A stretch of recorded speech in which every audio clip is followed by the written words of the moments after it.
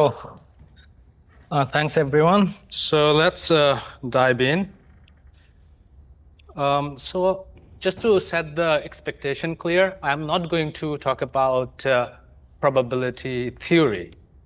I'm talking about probability philosophy, basically. What does it mean? So there'll be no equations, no solving problems, right? So we'll be asking what question, not how question, okay? We'll be asking what probability is, not how we can use probability. We're not asking that question, how we're gonna use the probability, okay? We'll ask whether probability is subjective or probability is objective, where these fractions come from, okay?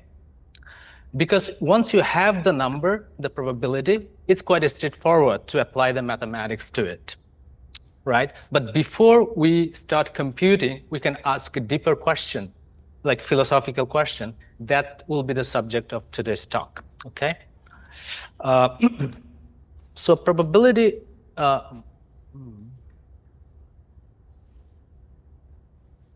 doesn't move. Okay, so it's not as straightforward as you think.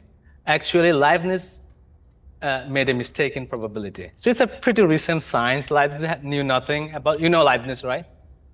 The great mathematician, philosopher, inventor of calculus, okay? So he thought that if you throw two dice, the probability of getting 11, that the sum of the value on the dice is the same as probability of getting 12, because he thought the two dice are indistinguishable. So he made a very elementary mistakes.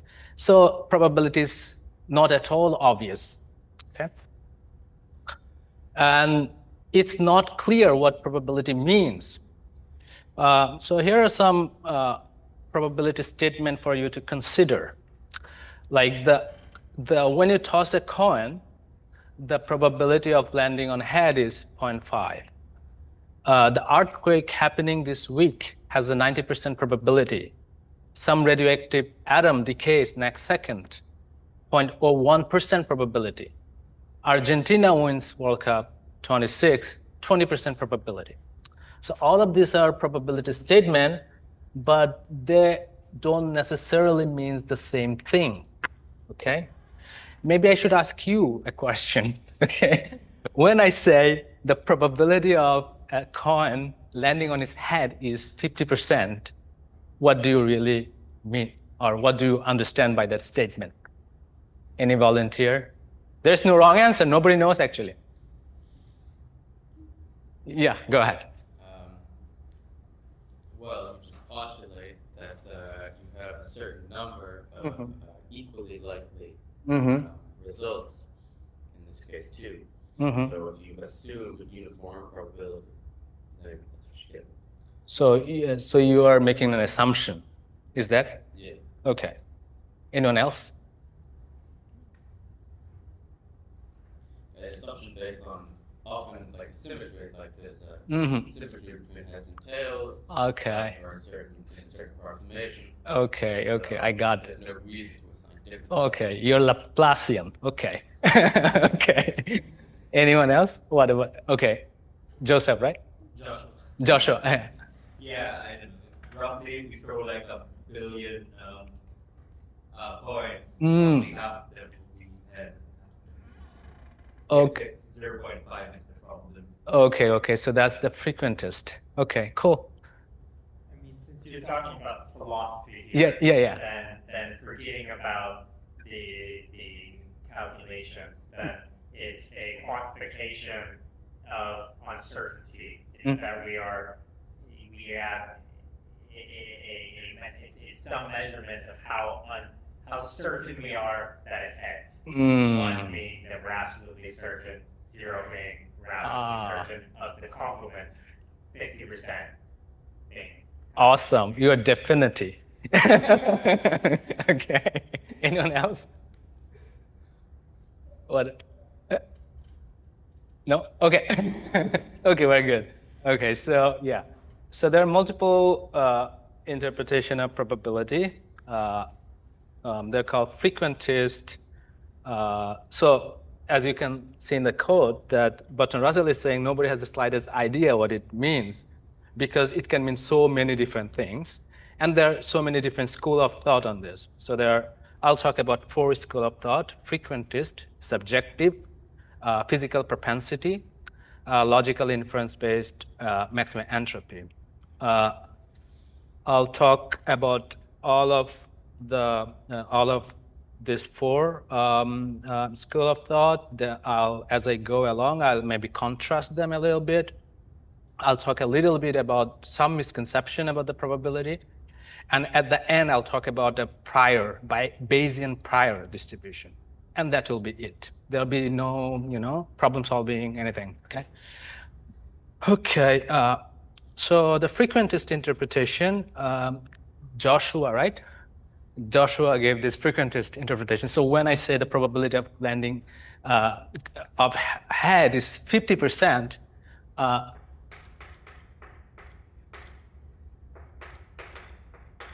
if you're a frequentist, you think that the coin has been already flipped many, many times. So you're already thinking that the coin has been flipped, that experiment has been actually done. That's what frequentists think when you say probability statement, okay? He actually thinks it's a long run trial, technically infinite, okay? So the number of trials should be infinite to have a probability, but practically you cannot go to infinite. So frequentists are cheating a little bit, many trial, and whatever probability he gets, he assumes that's infinite trial. So there's a little bit cheating going on, because the finite trial probability can be wrong, right? Whatever that is. And the probability, and they're obviously objective. They believe the probability is an objective feature of the world, nothing to do with uncertainty or whatever. The frequentists are not the interpretation you have given us at the beginning. They're the opposite. They think the probability is objective, nothing to do with our belief or uncertainty or anything. Okay? So the problem with the frequentist, okay, so you see, probability doesn't care about your feelings. Okay, you feel uncertain, doesn't matter. It's a fixed thing. You know, you don't know, doesn't matter. So the limitation here is what if you don't have any frequency data? What if the experiment has not been done? Then how do you assign probability? That is the problem. If there is no long-run frequency, there are a lot of events which has not even a one trial, like Argentina, the probability of Argentina winning World Cup. That never happened before, 2006. This is a completely new experiment. So how do you give probability to such event that even never happened? So that's why frequentist is a very narrow, can assign probability to very narrow range of phenomena, very narrow. Okay.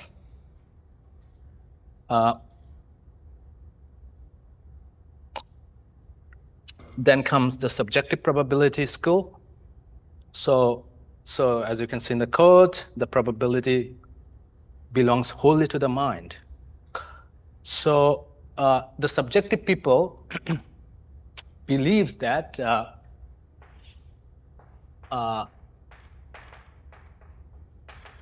it's probability about your feeling, okay? It's totally about your feeling. So if you feel very strongly, it's a measure of your degree of belief.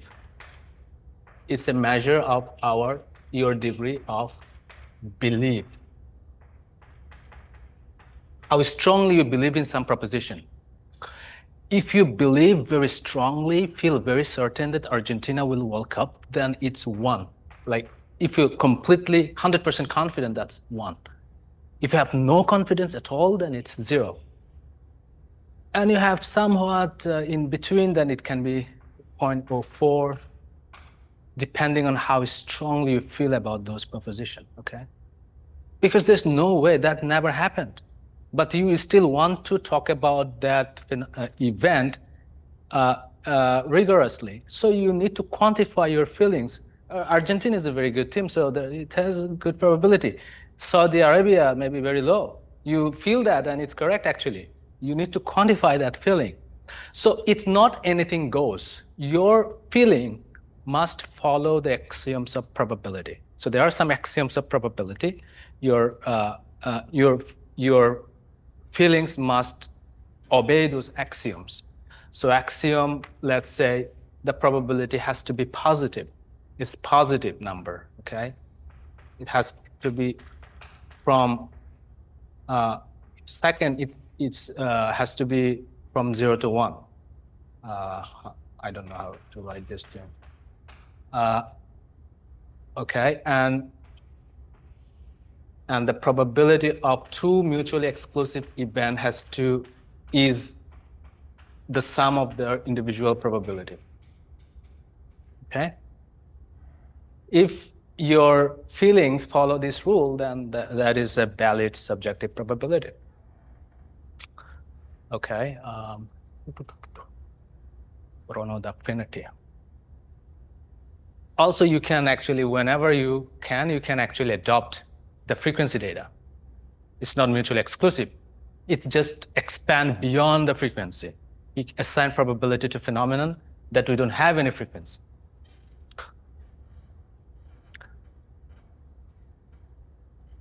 So next, the Bayesian, this is a refinement of a subjective probability. Go here, Bayesian. So it's a refinement of subjective probability, and it actually have an updating rule. So Bayes probability, when you have new information, you update your probability based on the new information. So this is the update rule. Probability of the new data, what is the given the new information, what is the probability of the hypothesis? So you write this like this, multiplied by hypothesis. So here, this is the posterior probability of the hypothesis, posterior of the hypothesis, and this is the prior of the hypothesis,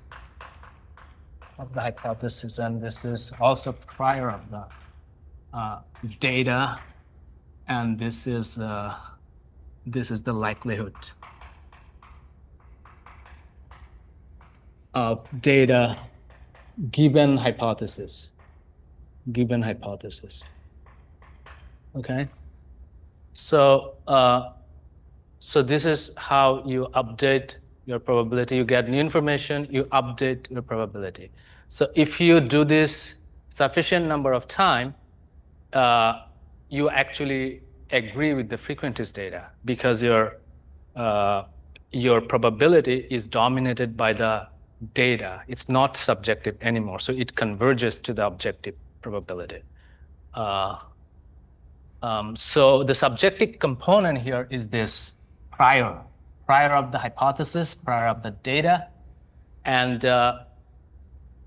depending on your culture, belief, whatever, you can assign different prior.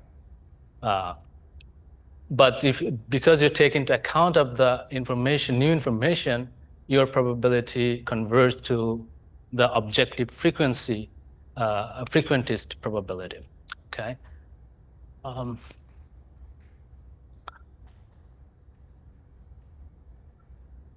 Okay, let me give you an example how Bayesian updates their probability.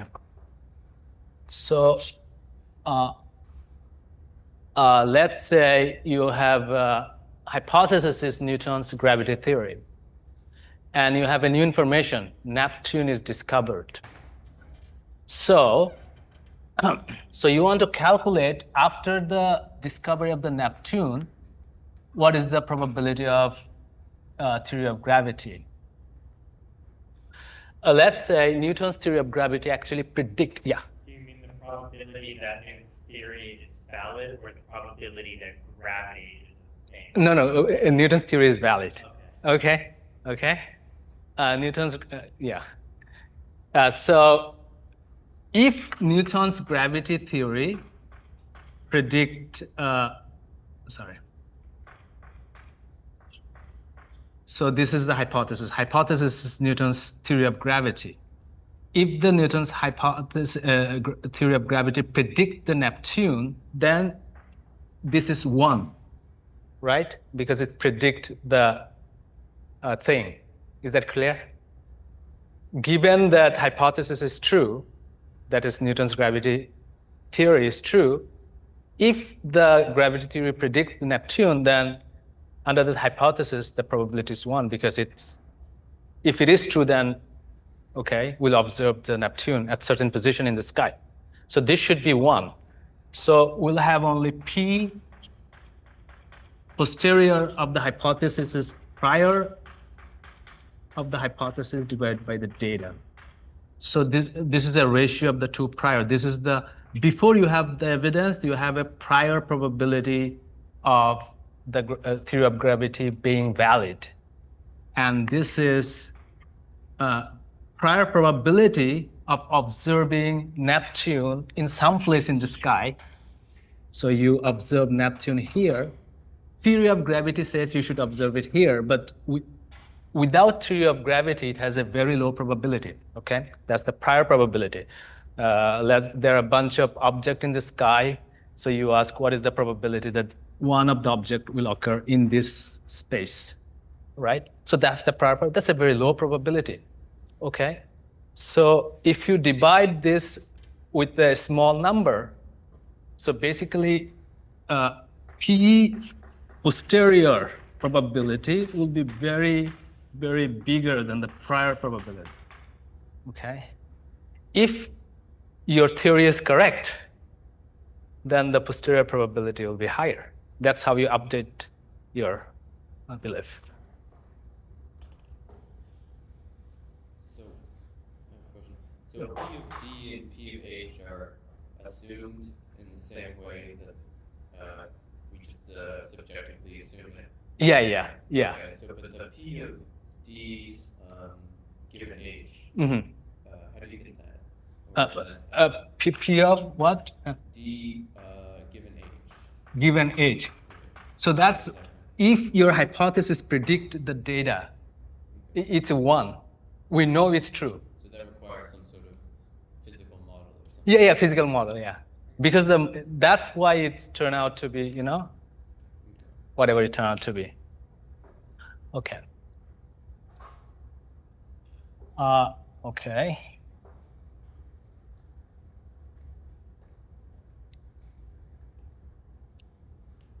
Then we have propensity interpretation.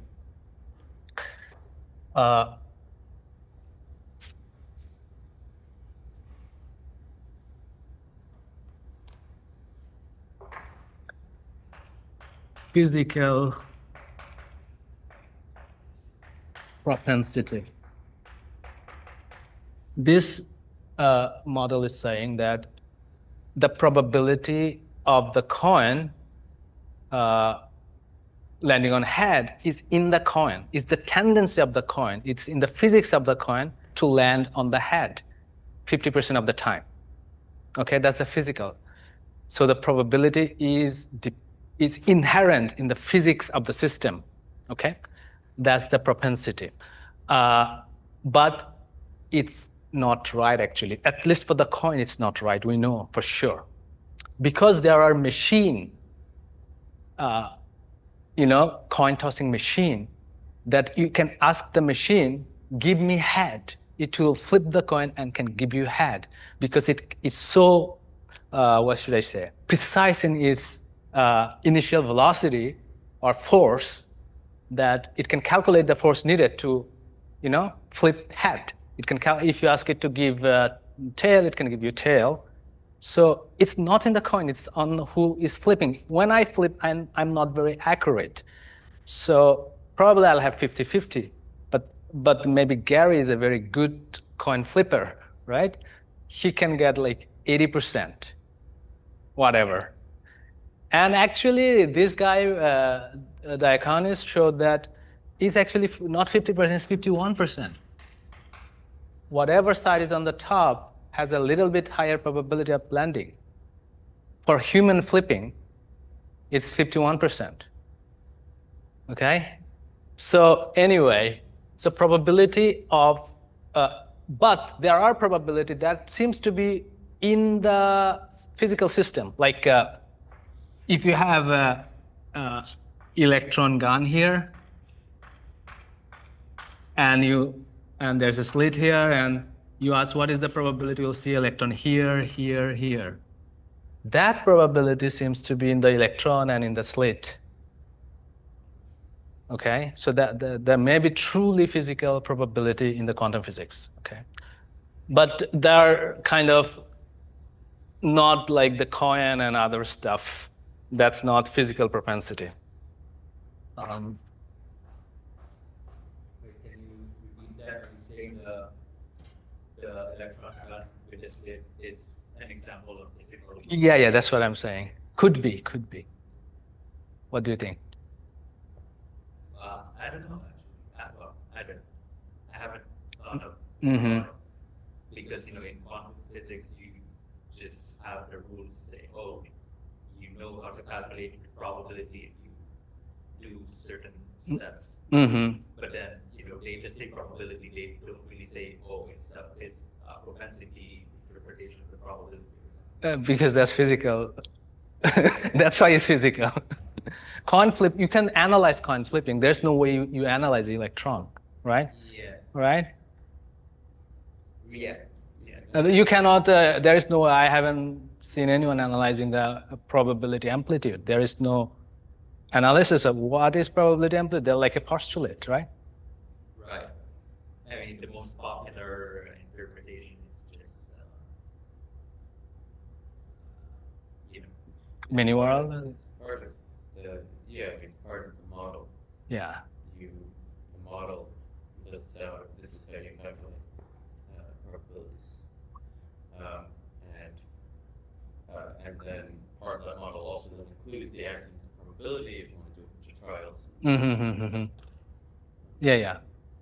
Axioms of probability are mathematics, right? Yes. But when you say the probability of this event is that is not coming from the axioms of probability. You do something else to get that probability. All of the probability. So there's more mathematics. Yes, the model involves a bunch of mathematics. Yeah. But how you get the probability? Either you have to measure many times or whatever. You have to do something in the real world to get those number. Those are not coming from the axiom. Then you use the axiom because you know this number should obey certain mathematics called probability theory. Then we apply probability theory to those number. But those number are not coming from the math. Those are you calculate. Yeah. You assume, then that's my question, basically. Yeah. You could argue that quantum physics is the frequentist. The probability that they meet is frequentist because they measure, they verify quantum mechanics is true is they do a bunch of experiments. Yeah, kind of. Or you can say it's inherent in their model. Probability is inherent in their model. Because in biology you also have some probability, but those probability are not like physics probability. Those are like a law of large number. Height has a normal distribution. The height variation is normally distributed. So they're not coming from some physics-like way. They're coming from some law of large number, So that one you would call not physics. They're not physical propensity. I mean, it's also not mutually exclusive. So you might be getting confused by being like, wait, we have this interpretation, but they're not mutually exclusive. So sometimes you can have two. Okay.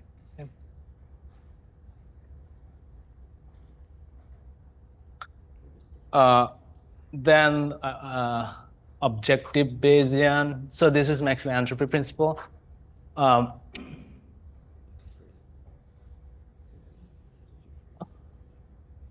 Max ent.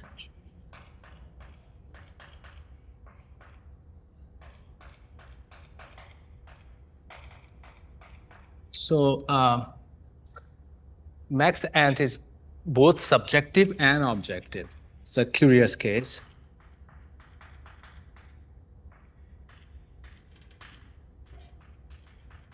It's at first subjective because it depends on the information you have. But once you have the information, the probability distribution is fixed.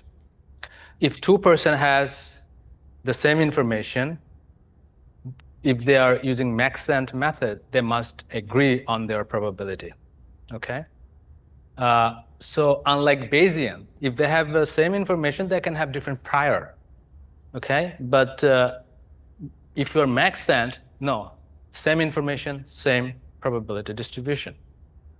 That's why its input is subjective, output is objective.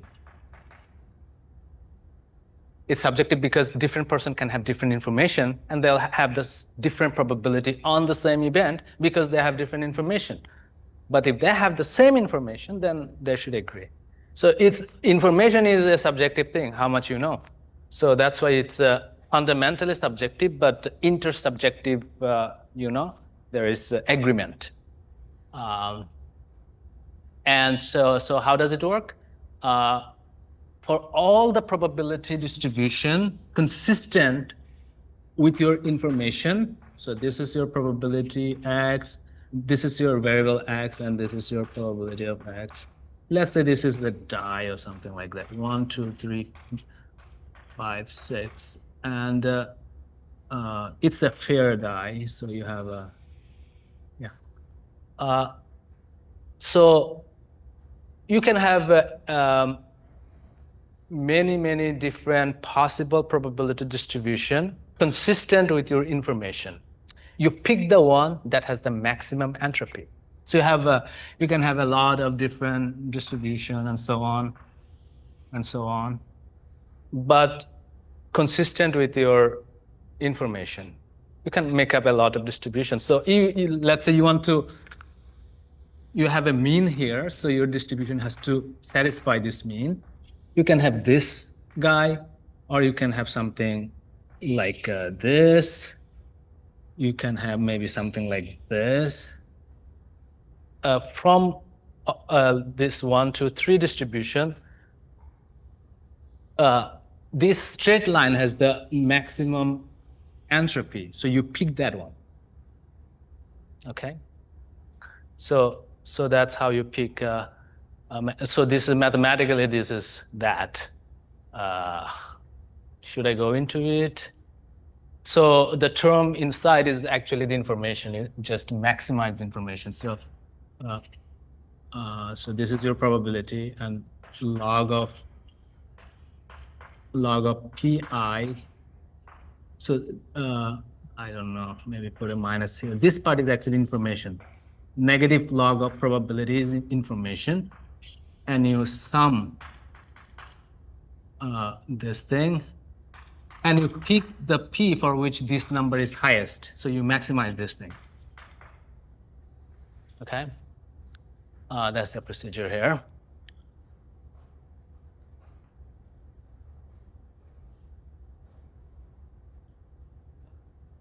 I have a question. So Yeah, sure. What does it mean to be consistent with known information? Consistent with known information? Because if you can just choose any probability distribution, the answer is always going to be uniform. I'm sorry? I said if you can just choose any probability distribution Mm-hmm. and maximize the entropy, the answer is going to be uniform. Oh, no. So there you have, this is the input. You are trying to maximize this distribution, right? You pick a distribution that will maximize the entropy. Yeah, which is always uniform. If your let's say this is a die, right? So if your die is fair, then it's uniform. If it is slightly biased, let's say the expectation of X is 4.0, so it's a little bit decided, then your max n would be something like this. Okay. It will be tilted toward 4, but it will not be like a uniform here and just a bump here. No, not like that. It will be, the bias would be evenly distributed over all the numbers. So it will be evenly tilted. So maximum entropy don't allow bump, actually. It try to eliminate the bump because you don't have why there's a bump. So you don't have explanation for that. You don't have information to justify that bump. So usually it's smooth. But what is the information, I guess? Oh, here the information is this. You know that the die has expected value of 4. Okay, so If it is fair, then it will be like uniform. If the expected value is 3.5, it's fair and it will be uniform. For others, it will be exponential, actually. okay, so the known information isn't like some data on dice rolls or something. It's just you assume some properties of the probability distribution. Mm-hmm. Yeah. Well, maybe it is data, right? Yeah, For yeah. example, if you perform an experiment Uh-huh. and you calculate the mean, Yeah, you yeah. find that it's 4. Right. Then from that you can, using this mass method, approximate or say that the probability distribution of dice that. Right. I mean, yeah, but I could choose any crazy probability distribution, and for 100 coin flips, there's still some probability that I would get a mean of 4. Yes. So, Well, that's what there is. so I don't know what so that's why I would know what consistent with known information means. So this is a framework. So there's maybe some information you cannot input, right? So consistent with the information you can easily input in this framework, okay? Yeah, So maybe I can, so if you roll 100 dice and you get a mean, right? So for example, one thing you could do is you roll 100 dice and get a mean 4, but you can also from that experiment calculate a spread, right? Standard deviation. So if you know the mean and standard deviation, then it turns out that the mass net is a Gaussian around 4. yeah. Okay. Mm-hmm.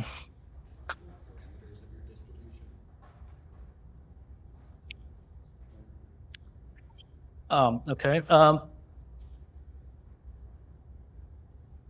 Yeah.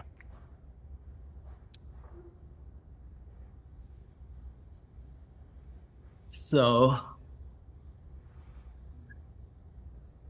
let's talk about misconception. Using Bayes rule doesn't make you Bayesian. The Bayes rule is a theorem, okay? It's a like a mathematically proven theorem. So just using Bayes rule doesn't make you Bayesian. If you're a frequentist, you can also use the Bayes rule. You can use this general Bayes rule, then if you're a frequentist.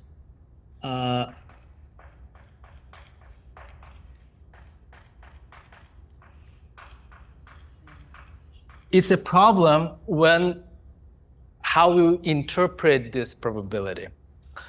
So one problem would be if you write the Bayes rule like the hypothesis and data, then it's a problem for the frequentist.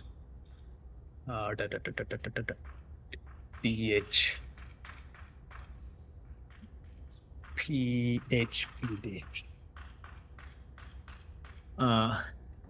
So frequentist guy does not believe in the probability of hypothesis. So frequentist is okay with this, but they are not okay with this. Because they don't believe in the probability of hypothesis. So these terms say, given the data, what is the probability of hypothesis? Frequentists don't believe in the probability of hypothesis. They believe they don't have probability for everything. So they are not like subjective. Everything has a probability. We don't know have a probability, right? They're the subjective guys. But the frequentist guys are very fixed in their worldview. They're saying not everything has a probability. Something you don't know, something doesn't mean it has a probability. You just don't know.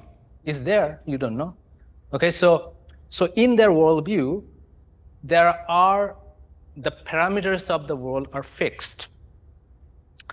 And those parameters generate the data. The data is random, but the parameter is fixed.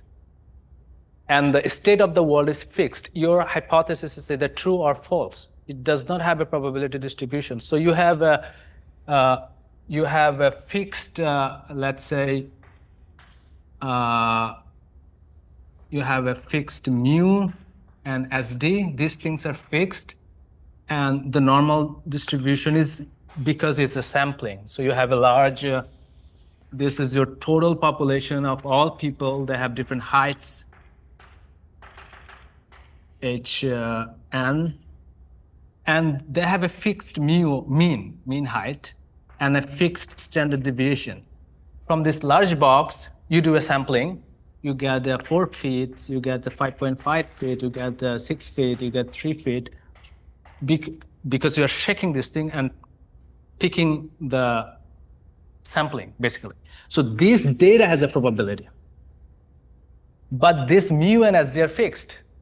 Because world population is fixed, and from that fixed population you're sampling, so the data has a probability. But this guy don't have any probability.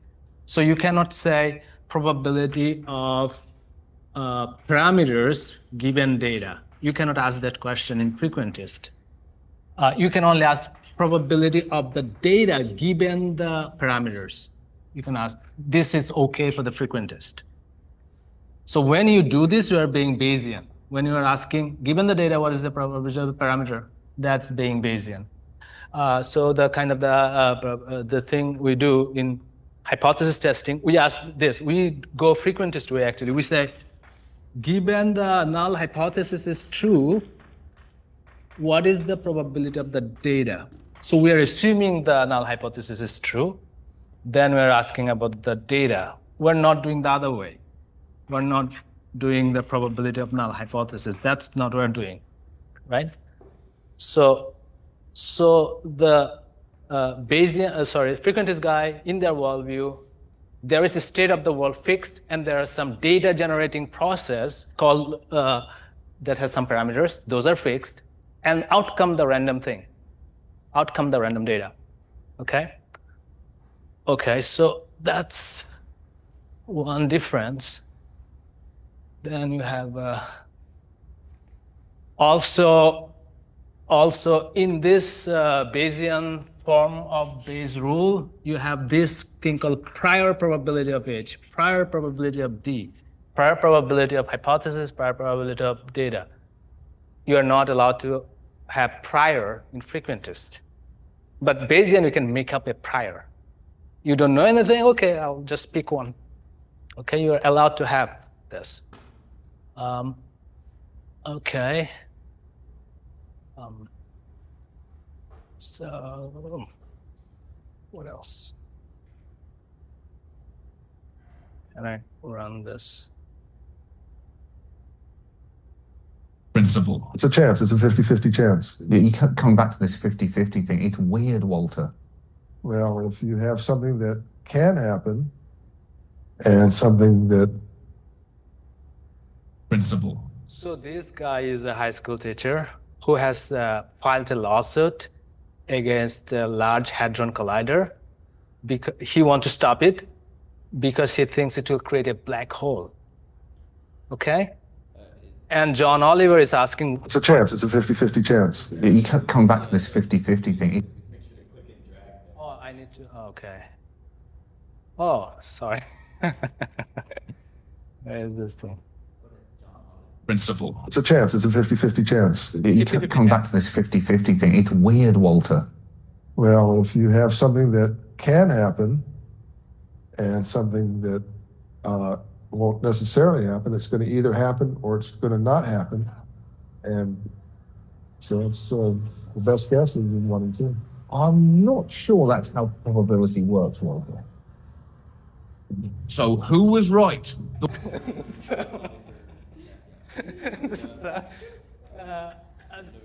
So there is like he's saying because there are two options. Either it happens, either the Large Hadron Collider will create a black hole, or either it will not. Since there's only two options, it's 50-50, right? So that's actually a misapplication of principle of indifference. It's actually postulated by Laplace, and I think he's a Laplacian. Gary is a... I don't think everything has equal probability. I don't necessarily think it's even meaningful to assign probabilities to everything. No, I'm not saying that. No, this is a misapplication. But the principle of indifference says that if you have n options and there is no way to distinguish between those options, they're symmetrical, they're exactly the same, then they're equiprobable. Okay, there'll be like probability of all of them will be like this. So there has to be totally indistinguishable. It's just not that there are two options. I can give you an example of the dice. So you have a die, and so you color, let's say, red, and you color like 2, 3, 4, 5 green. Now you have two options, red and green.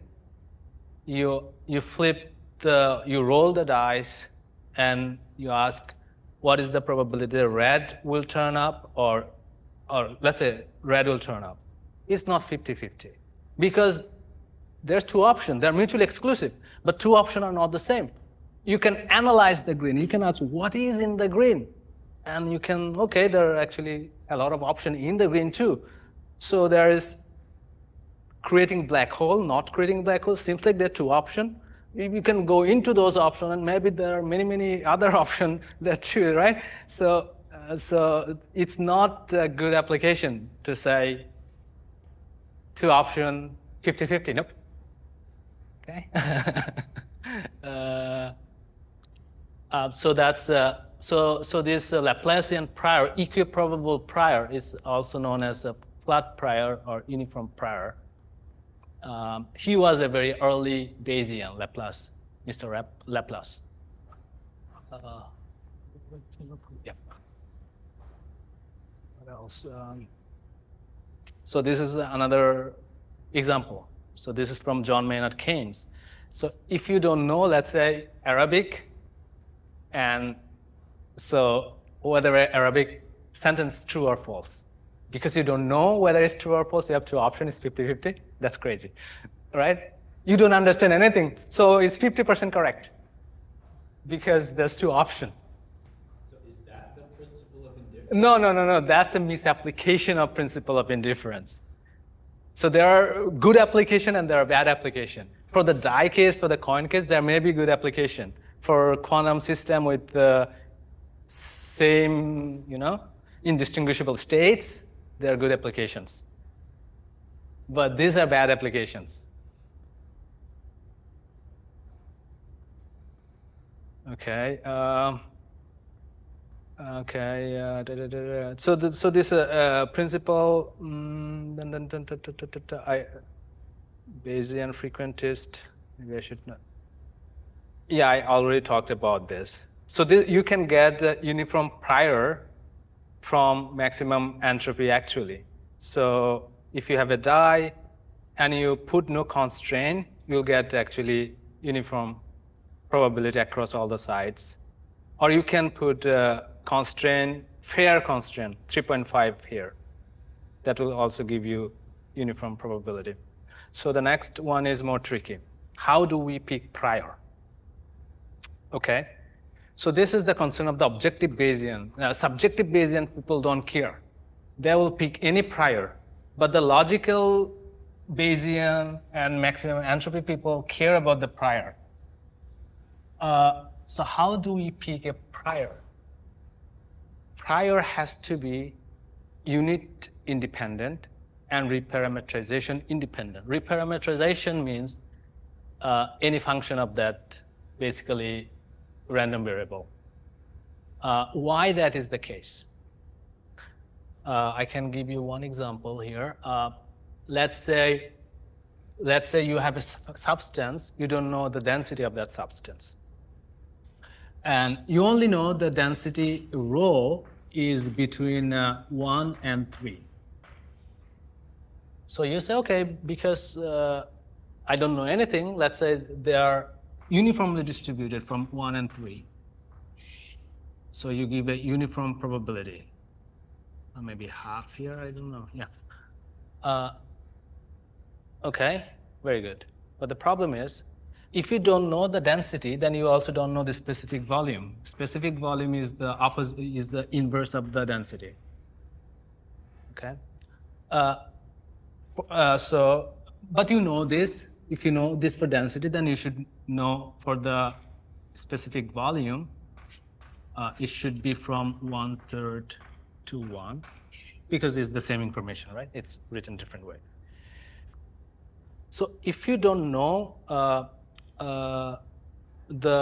this thing, then you should also, using the same principle, should say, okay, from 1/3 to 1, this mu, specific volume, should be uniformly distributed. The thing is, if this is uniformly distributed, you can show this is not uniformly distributed. If this is uniformly distributed, this is not uniform. So that's a contradiction. It cannot be the case.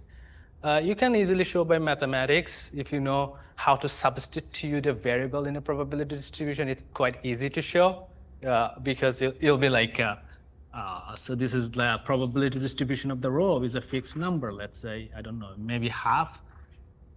Okay, so, and if you do the substitution, so what is the probability of, let's say, P of rho, it should be PP, you know the substitution rule, P equals to 1 by, so it's 1 by mu, but here you have to apply that thing, Jacobian thing, 1 by mu. So this is a fixed number, it doesn't matter what is in here, it should be half, and this is just 1 by this square. So obviously this is following something like this distribution. It's not a uniform. So that's the contradiction. All I can show without using this trick, I can show from here that if this is uniformly distributed, then the middle point here should be 2 by 3 here. So the probability of this and the probability of this are equal. So what is the corresponding middle point here? So corresponding middle point, since this is the inverse, this should be like a 3 by 2. So this is a 2, and this is a 3 by 2. So this is saying this is and this equal, so it means this and this equal. But no, we know here the middle point is 2, so that's a contradiction.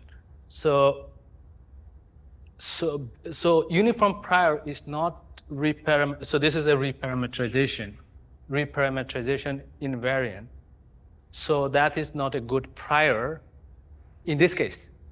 There are cases where uniform prior is a good prior. Okay.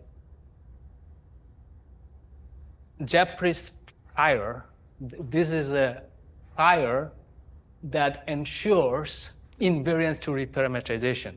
Even if you do the reparametrization, the probability distribution remains the same. I can show you. For this case, for the density case, so Jeffrey's prior depends on the Fisher's information. I'm not going into it. I'll just show you the example here. So we know for this case, Jeffrey's prior is just 1 by rho divided by ln 3. Okay, so this is the rho. So let's do the this thing. So what is the probability distribution of this? let's call it row. Let's call it new.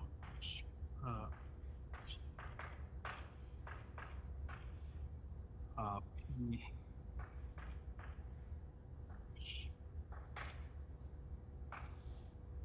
Same thing.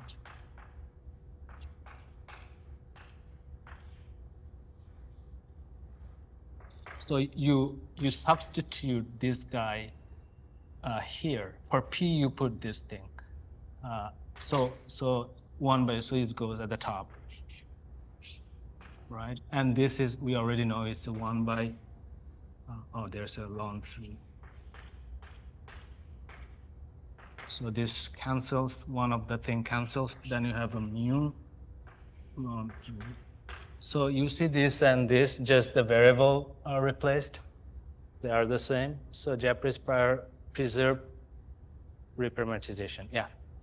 So it preserves this reparameterization Mhm. of taking Yeah. of saying mu equals 1 over row. Right, right. But if I do like 1 over row squared or something, Mm, will it preserve that?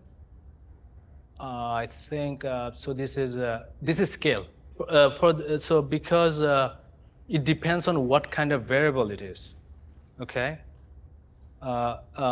So there are, so this is assuming the variable is of certain kind.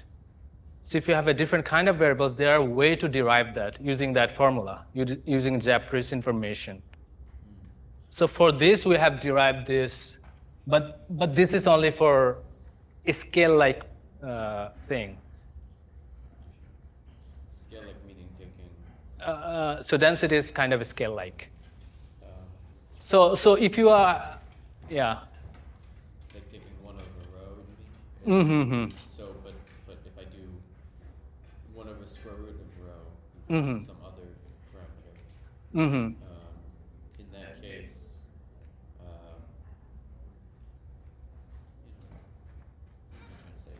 then a uniform distribution might not necessarily.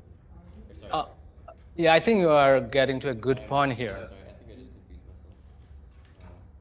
Okay, never mind. Continue. Oh, yeah. Please go ahead. Yeah. Yeah, we're actually done. It's at the end of the, awesome. It's the last slide, actually. Yeah.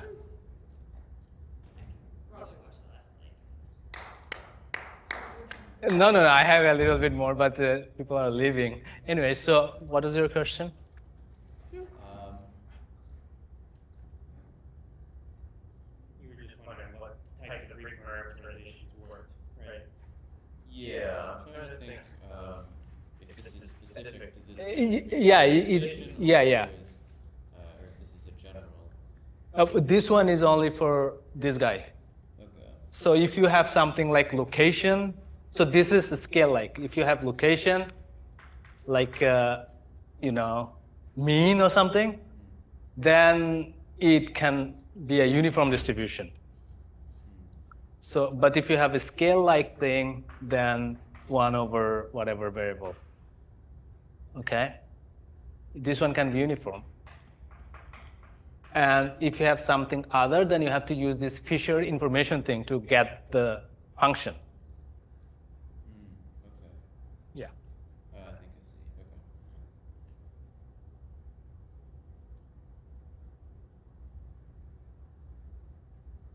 Yeah. And maybe we got the, yeah, so I just wanted to recap with the Argentina World Cup example with different probability interpretation. Basically,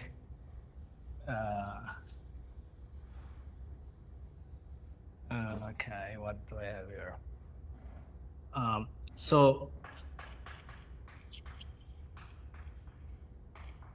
So what do you think frequency still say here? Argentina will winning World Cup, 20% chance. After them winning.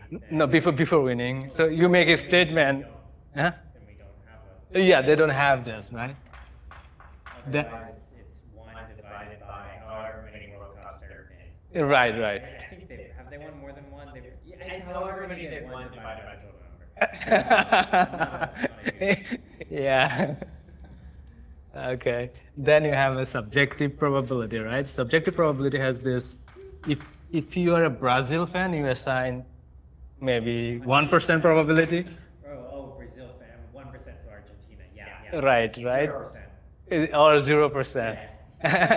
And if you're Argentina fan, maybe like 99.99%, right? It's happening this time, right? So that's subjective probability, allow that space. But if you are going to Maxent, he'll say, no, you two guy can agree. I have a method, right? So the Maxent guy will tell them that there is a method to agree on a probability, and that may be something like 35%, and both of them agree with Maxent. But it's dependent on the information. If an alien has more information, he will say, no, it's like 90% or something. And a time traveler will say it's 0%. They didn't know. Okay? So it depends on the information you have. So that's why actually the interpretation you gave actually more, I think, more broad. If you say probability is a measure of our ignorance, that actually solves a lot of problem. Because if you know the initial velocity of the coin, air resistance, everything, you can actually predict the probability is 1 there or 0, either 1 or 0, either it happened or not happen. So in an urn, you mix the ball and you have a camera that shows which ball you're picking.